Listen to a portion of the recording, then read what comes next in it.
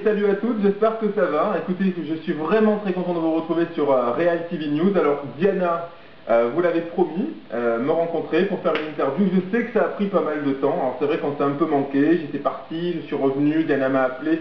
Ça y est, on est ensemble à quelques jours de Noël pour les fêtes de fin d'année.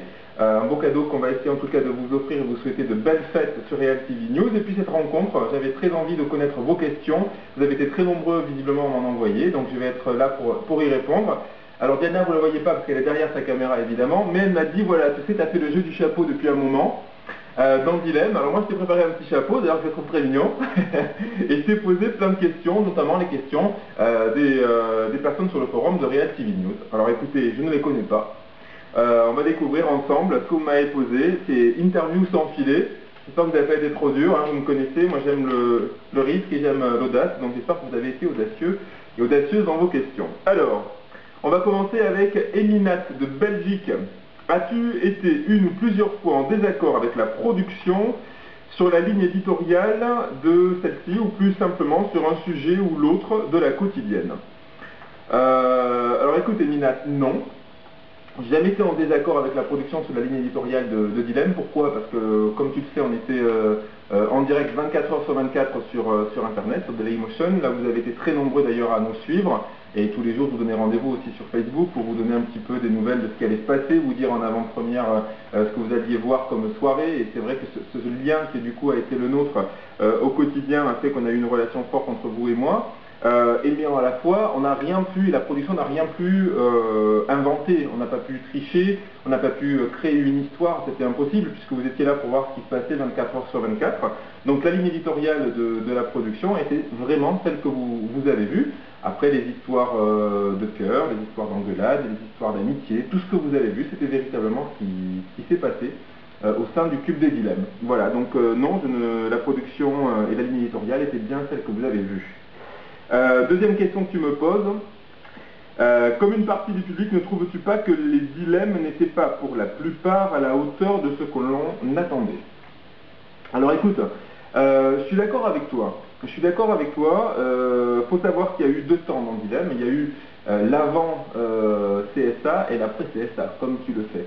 Je pense que, en tout cas, la volonté de Alexia dans cette émission, c'était de pousser un peu les curseurs, ce que moi j'ai toujours défendu et ce que j'adore, hein, parce qu'il faut oser faire des choses aujourd'hui dans les programmes qu'on propose. Maintenant, après, si la chaîne décide de faire attention, que le CSA dit stop, là vous allez un peu loin, c'est leur rôle. Je ne suis pas forcément toujours d'accord avec le rôle du CSA, qui sont des grands sages et qui sont là pour nous surveiller, mais qui sont parfois un petit peu coincés par rapport à ce qu'aujourd'hui les jeunes attendent et ce qu'on peut vous proposer, en tout cas sur le média télé. C'est bien pour ça que la volonté de faire des choses différentes sur le média internet me plaît, que j'espère pouvoir vous proposer très bientôt, en tout cas en 2011 sur Trendy TV. Mais bon, les sages du CSA ont dit attention, vous allez loin, donc on a un peu plus édulcoré effectivement certains des dilemmes. C'est vrai que le dilemmeien s'attendait aussi à avoir par moment des dilemmes un peu plus physiques ou un peu plus les mettre au défi avec un peu un côté sportif comme Koh Lanta ou Fear Factor. Maintenant voilà, moi j'ai trouvé certains dilemmes très très durs, notamment, et je me souviens très bien de celui de Florian par rapport à sa maman biologique. C'est un dilemme qui m'a beaucoup touché. Donc, ou JC qui a renoncé à ses rêves de rencontrer des producteurs ou une productrice aux États-Unis. Je sais que ça tenait énormément à JC, en tout cas, de faire ce qu'il aurait aimé faire avec cette personne là-bas. Il a renoncé pour le jeu. C'était des moments très forts, en tout cas, pour moi, dans ce jeu-là. Donc, je pense que pas déçu des dilemmes. Maintenant qu'on monte d'un cran, moi, en tout cas, j'aurais pas été contre. Voilà. Beaucoup de questions de Eminat, ça bien raison, c'est la troisième. Alors, à ton avis, si Dilemme 2 il y a, cela sera-t-il sur W9? Alors écoute, je pense que tout logiquement, vu que W9 a eu le courage, l'audace de nous accueillir sur une première saison, je pense que s'il y a une saison 2, évidemment, ça sera sur W9 qu'on se retrouvera. Après, il peut toujours y avoir le moyen de se retrouver sur Internet aussi, mais enfin, ça, c'est pas du tout ma partie, hein, c'est la partie de la productrice, qui est Alexia Laroche-Joubert, et qui saura vous répondre, en tout cas, sur cette question de Dilemme 2. Je sais que vous êtes très nombreux, en tout cas, à nous poser la question. à nous envoyer, à m'envoyer aussi des messages sur Facebook pour savoir ce qui va se passer. Ce que je peux vous dire en tout cas, c'est que c'est en discussion en ce moment et que normalement, début d'année prochaine, vous devriez avoir des nouvelles d'Alexia qui vous annoncera ou pas le retour de Dilemme 2. Moi, pour l'instant, je ne peux malheureusement rien vous dire. On continue? Je pioche. Alors, maintenant on va avec Kevin. C'est le vrai Kevin? C'est Kevin de...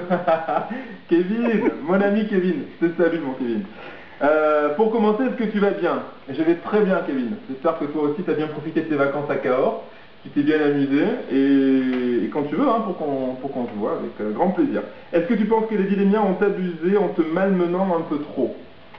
Vous avez été un peu chiant, vous avez été un peu casse-couille quand même. Hein. C'est vrai que sur les dernières semaines, je tirais la langue hein, quand même. Vous avez été, ouais, vous avez été à la hauteur de vos ambitions. M'emmerder à un moment donné, me faire chier. Vous avez réussi sur des points, mais voilà, j'avais tellement d'affection aussi pour vous. J'étais aussi là pour apprendre à vous connaître, apprendre à passer 8 semaines avec vous. C'était un vrai défi. C'était la première fois qu'on proposait à un animateur d'intégrer ce genre de jeu, d'être 8 semaines devant des caméras, d'être soi, c'est ce que j'ai voulu être.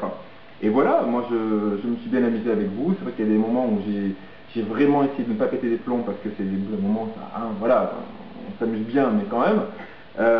Mais non, voilà, sans rancune en tout cas, mon cher Kevin. Est-ce que AFJ t'a parlé d'un dilemme 2? Eh bien, forcément qu'on en parle. Maintenant, comme je le disais il y a quelques instants, on en saura un petit peu plus en début d'année prochaine. Voilà, et pour ce qui concerne de Dilemme 2, ce sera Alexia et ses équipes qui vous en parlera en temps voulu. Merci à toi et à bientôt, ton dilémien préféré. Je t'embrasse Kevin et je te dis à très bientôt et continue pour se faire une bouffe comme on se l'était promis. Kevin qui, j'en suis sûr, en tout cas, mis à part ça, peut avoir voilà, une vraie carrière de comédien. C'est quelqu'un qui a une vraie popularité auprès des jeunes. C'est un mec qui est vrai, c'est un mec qui est gentil, c'est un mec qui a un grain de folie que j'adore. C'est quelqu'un qui est très joueur, et je suis très joueur, donc forcément, avec Kevin, on s'est bien entendu aussi dans ce jeu. Et voilà, en tout cas, je souhaite plein de bonnes choses, et il sait que si j'ai des choses à lui proposer un jour, je serai le premier à le faire. Bilolo, du Sénégal, que je salue d'ailleurs, et ça fait plaisir. Ne penses-tu pas que la production a favorisé, si je puis dire, Jean-Charles en insérant à la dernière semaine la règle selon laquelle le candidat du clan perdant qui a perdu le plus de votes ira en finale lorsque celle-ci n'était pas là dans les règles à la base? Non, ça a toujours été annoncé comme ça, c'est-à-dire qu'à partir du moment où il y avait deux clans, ça a toujours été annoncé qu'il y avait les oranges et les violets, et que le clan qui aurait la plus grosse cagnotte partirait en finale. Et après, on jouait sur l'individuel. Après, vous avez été nombreux à voter pour tel ou tel candidat, CJC que vous avez choisi. C'est le vote en tout cas du public. Et non, je pense pas. En tout cas, la production n'était pas là pour favoriser qui que ce soit. Encore une fois, pourquoi? Parce que vous étiez là pour voir ce qui se passait directement en live 24 heures sur 24 et qu'on ne peut rien truquer. C'était bien ça aussi dans l'intérêt de Dilemme, c'est ce qui m'a plu quand Alexia m'a proposé ce projet, c'est qu'à partir du moment où on a les caméras 24 heures sur 24 et qu'on vous montre, on n'est pas, comme dans d'autres émissions, comme Secret Story ou autres, à vouloir peut-être à un moment donné manipuler les images et vous faire croire ce qui n'est pas la réalité. Là, ce n'était pas le cas avec Dilemme et c'est bien là la force du programme. Donc non, personne n'a été favorisé, en tout cas sache-le, Bilolo, et j'embrasse vraiment très fort le Sénégal. Voilà. Et vous m'arrêtez, hein, parce que je suis très bavard, mais on continue? Ça te va, Diana? Ok. Alors, message de Maja. Après avoir vu le direct, après avoir vu maintes fois les vidéos, je voudrais avoir ton avis sur le comportement des équipes orange et violette. Car pour ma part, une était complice et festive, et l'autre était plutôt portée sur la boisson, et leur discussion n'était que critique et radotage. Alors, je vais lever un lièvre. Je te rassure, les deux équipes étaient bons enfants, les deux équipes aimaient bien boire des petits coups chaque jour. On était tous des bons festifs, je te l'avoue. Voilà, donc il n'y avait pas une équipe plus que l'autre qui buvait du bon champagne que la production nous offrait, mais toujours avec une proportion gardée, je vous rassure. Après, non, voilà, il y avait deux équipes effectivement différentes. Les violets avec Alicia, avec Marie, c'était plus leur côté un peu plus dans on va discuter ce qui va se passer, on va un petit peu faire nos langues de vip ou vipères. mais c'est aussi ce qui vous a plu pour certains d'entre vous. Les oranges étaient plus dans le jeu, dans le fait d'essayer en tout cas d'être toujours en avant avec le G5, faire des alliances, c'était plus dans le jeu, entre guillemets. Donc c'était vraiment deux équipes différentes, mais qui étaient bien parce que du coup ça a été deux publics différents qui ont suivi les deux équipes. Si un dilemme 2 vient à se dérouler, y aura-t-il un ou plusieurs candidats de dilemme 1 dans le cube ou sur le plateau pour les primes? Alors écoute, encore une fois, je ne sais pas, hein, c'est pas moi qui produis l'émission, c'est Alexia, elle saura sans doute vous le dire à un moment donné quand on pourra vous annoncer si oui ou non il y a déjà un dilemme 2, et puis s'il y aura d'autres candidats de dilemme 1, bah pourquoi pas, ça serait sympa en tout cas de revoir les anciens, puis je suis sûr que vous serez ravis de revoir tous ceux qui ont participé à Dilemme, à Cindy, Alicia, Marie, JC, peut-être qu'ils seront là sur le plateau ou dans le cube pour une soirée spéciale, si Dilemme 2 pardon, il y a. Mais je ne peux encore une fois de plus pas vous dire ce qui va se passer à ce niveau-là. Sais-tu pourquoi la production a changé les règles du jeu lors de la dernière semaine? Alors encore une fois, il n'y a pas eu de changement de règles du jeu dans la dernière semaine. Encore une fois, on a toujours dit qu'il y avait deux équipes, comme je vous l'ai dit tout à l'heure, et que l'équipe qui avait la plus grosse cagnotte resterait en finale, qu'ensuite on jouait en individuel, et celui qui aurait le maximum de voix de par les votes du public serait le gagnant. Voilà, donc c'est bizarre que cette question revienne souvent. Bon. Diana, tu as quelque chose à me dire là-dessus ou pas? Non? Toi aussi tu avais vu ça ou pas? Parce que Diana est une fidèle de l'émission. En tout cas de l'intérieur, c'est pas ce qu'on a ressenti. Donc voilà. Écoute, non, je pense pas.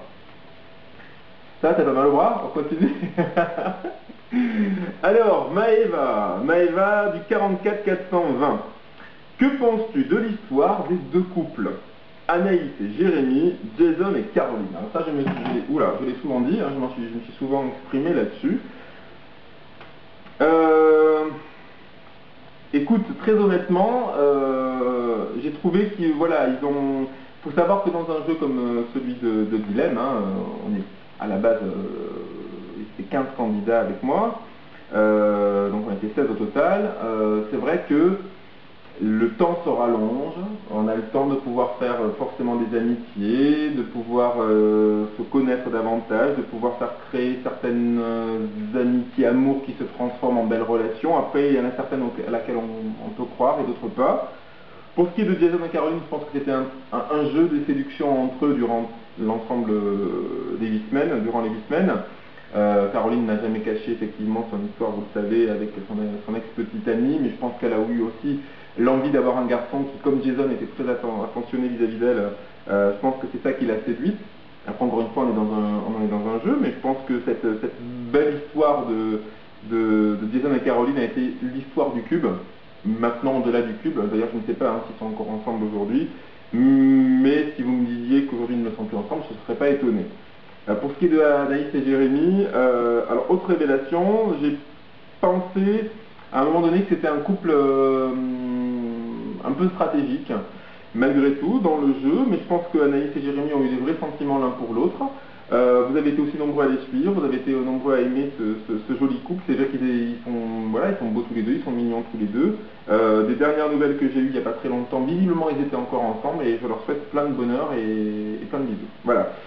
S'il y a un dilemme 2, ce que j'espère, est-ce qu'il y aura toujours le live sur Dailymotion? Alors écoute, je ne sais pas. Ça, c'est encore une fois une question pour notre productrice chérie Alexia, je ne sais pas. J'espère, bien évidemment, parce que c'est la force de Dilemme, c'est ce live-là, c'est le fait que vous étiez là tous les soirs, tout le temps en direct avec nous, que vous nous suiviez, qu'on était là pas pour raconter n'importe quoi, mais raconter simplement ce qui se passait véritablement dans l'émission. Et ce fut un plaisir pour moi en tout cas de vous donner à chaque fois rendez-vous pour vous dire ce qu'allait se passer en avant-première sur le live, de vous faire des petits coucous sur différentes pièces où on se donnait rendez-vous. Donc j'espère de tout cœur que si Dilemme 2 il y aura bien sûr le live sur Dailymotion, et je pense qu'il y aura d'ailleurs un avant et un après Dilemme. Une émission comme Secret Story qui a bien marché sur TF1, je pense que voilà, un live a énormément manqué, et j'espère que Endemol en tout cas aura l'intelligence ou pas de faire comme ils l'ont peut-être souvent fait, copier sur Alexia Laroche-Joubert au moins pour là-dessus, une bonne idée, de leur copier au moins, en dehors de leur copier l'idée et le terme de dilemme durant la dernière semaine Secret Story, tant qu'à être dans la copie, autant copier le live, parce que je pense que ceux qui suivront Secret Story l'an prochain seront contents d'avoir des gens en live 24 heures sur 24, et ça évitera de raconter des histoires qui ne sont pas les vraies, contrairement à Dylan.